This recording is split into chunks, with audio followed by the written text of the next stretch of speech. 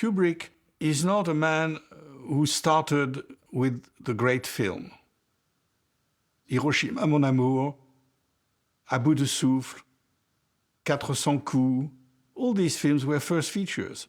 And they were remarkable, and many others, the first Visconti, the first Bellocchio, the first Orson Welles, were great.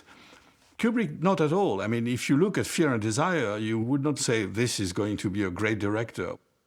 He's a slow starter, but he was very young, and he learned little by little. I think I can find 3 stages in Kubrick's career. The first stage is the very early films, which is really an apprentice work. The second, the films which are highly accomplished, like Path of Glory, The Killing, Lolita. Very good film. But still, even if they are wonderful films and some of the best films of that category, the crime film or the war film, I wouldn't say that they are totally different from anything you have seen before. The third stage is really starting with Dr. Strangelove, total revolution, and then every film, for me, is exemplary of a genre, because Kubrick has always worked within the Hollywood genre. He has made science fiction with 2001, in a way Clockwork Orange, which is a dystopia, but which belongs to the near future. Then there is Barry Lyndon, the historical period film. There is Shining, the horror film, Full Metal Jacket, the war film, and Eyes Wide Shut, which is probably the only film which is not a genre, maybe it's a European art film. It could have been made by Max Ophüls, who loved Schnitzler, and it's an adaptation of Schnitzler, and Ophüls is one of the passions of Kubrick. Kubrick does not follow the principle of the signature. He's more like a painter like Titian or Rubens or Velázquez. That is, he can do portraits, landscapes, still lives, mythological stories, and so on. He's not focused on only on one aspect. People for a long time did not take him as an auteur just because he changes all the time.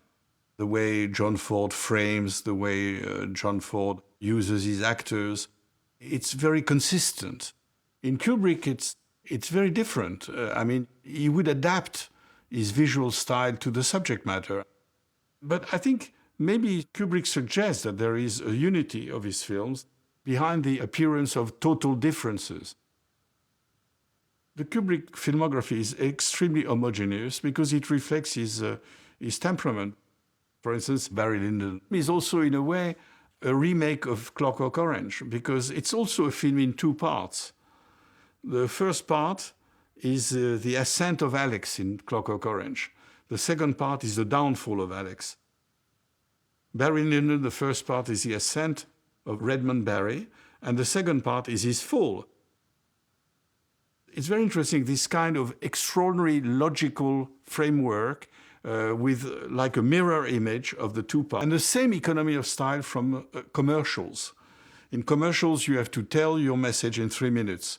And there is a condensation that he really enjoyed very much. And particularly, Kubrick wants to be very precise, almost documentary in his approach, like whether it is science fiction like 2001.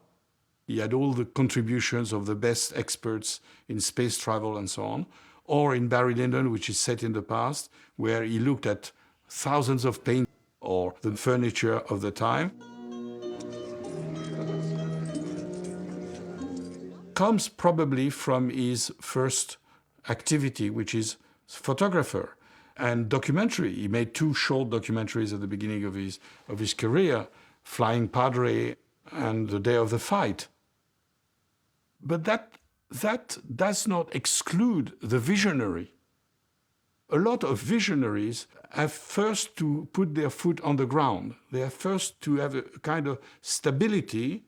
Like if you fly, you need a good launching pad. So they need this kind of realism and stability for their imagination to work. And after that, you can develop a narration, you can develop a story, and so on. Kubrick has filmed only adaptations of books except the first 2 ones, and this explains why he stuck to adaptations, because he was extremely dissatisfied with the first two films. He banned the first one, he didn't want anybody to see it, and he did not like very much Killer's Kiss. And I think the same as we could say that he needs a documentary approach to Fly, he needs probably, even if he was a man of great imagination, but the imagination had to come from something that exists already. Century is something very important in the work of Kubrick and in his mind, I think. Remember, for instance, Path of Glory. One part of it takes place in the trenches, which is really barbarism, which is really the mud. It's awful and so on. And on the other hand, the generals live in an 18th century castle and they dance the waltz and so on. Beginning of Lolita, there is a painting, like a Gainsborough painting, and you have James Mason killing Peter Sellers, who is behind the painting, and the bullets go through the painting. The end of 2001 takes place in a Louis XVI bedroom, very much furnished like the pre-revolutionary period. I think the explanation comes to the fundamental theme of Kubrick, which is the conflict between passion and reason. It's the key to Kubrick's view of life. Reason is, of course, the 18th century. It's the Enlightenment, it's Voltaire, it's the rationality of Diderot, the encyclopedia, it's the mechanical duck of Vaucanson. It's a period where science and technology develop highly. So it's a period where people think that humanity has come to an apex. Humanity has come to the most refined society, Mozart and the great paintings of Boucher and so on. So that's an aspect of it, the rationality. And Kubrick is, as we know, fascinated by rationality. He's a very rational director. He wants everything to be perfect. And yet, it's also the century of sensuality, the century of passion, the paintings of Fragonard, the paintings of passionate love stories. It's Laclos, the dangerous liaison. It's Beaumarchais, the marriage of Figaro. All the psychoanalysis of Freud is to explore the way the passions submerge the intellect, that man is 90% a beast, 10% a Nobel Prize, and that the beast is always lurking there and ready to pounce on you, and nobody is really protected from chaos. So I think that Kubrick can be explained by this opposition, this very strong 18th century opposition, how a century of rationality can end up in carnage, how a brilliant society can end up in savagery.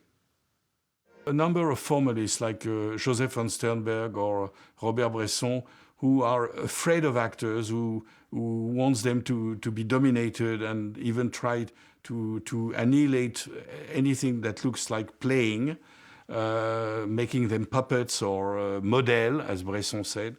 I think that Kubrick was in love with actors, which is rare in such a formal director who is really so much captivated by style and by photography and by mise en scène and so on. So that, in that sense, he refuses the Hollywood formula, which is strictly emotional. But I would defend Kubrick as an emotional director nevertheless, because I think when people said that he was cold, that there was coldness in his approach to life, I don't agree at all. I think the films of Kubrick are highly emotional, but it is a distillation of emotion.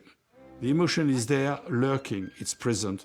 When he puffs on her face, and at the end she ends in melancholy and so on, totally lost in her castle, all by herself. Now, this goes hand in hand with another aspect of Kubrick, which people have not enough emphasized, is that the fact that he takes sides with the victims is also complemented by the fact that he satirizes the strong people. In Kubrick, the men of power are always stigmatized. The generals in Path of Glory, the politicians and the generals in Dr. Strangelove, they are being ridiculed. In Barry Lyndon, there is a captain who is looking like a buffoon. Kubrick is an anarchist. He's an anarchist who is against power, whatever religious power, military power, political power. But at the same time, because he's afraid of everything, he's an anarchist who wants stability, whereas normally the anarchist wants the destruction of the state. But Kubrick, it's in his mind. I don't think that Kubrick was as conscious as I may sound about his intentions. And as a Freudian like Kubrick, he must have known the process of creation is very complex and escapes the artist very often. For instance, Clockwork Orange and Barry Lyndon. I don't know if he saw exactly that there was a repetition. I think one of the reasons Kubrick was not so happy with giving interviews is that he wanted to protect his creativity.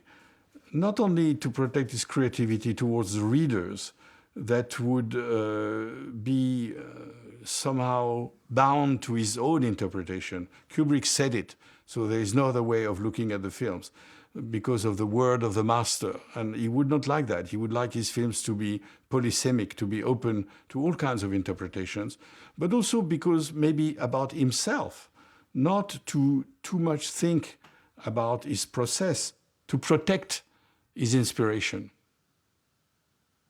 I would not cut one shot of Barry Lyndon, not one shot.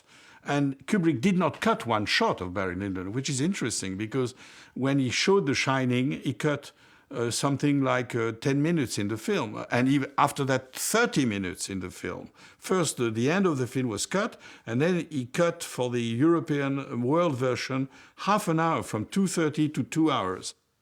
He cut 20 minutes in 2001 after the Washington premiere. But he never touched Barry Lyndon, and he could have because the film was a box office flop, which means that he was very lucid about his own work, that he could really easily eradicate part of a film. It's a film that sums up life from youth to death, from rich to poor. I think Barry Lyndon is exceptional because it's the totality of life represented in 3 hours.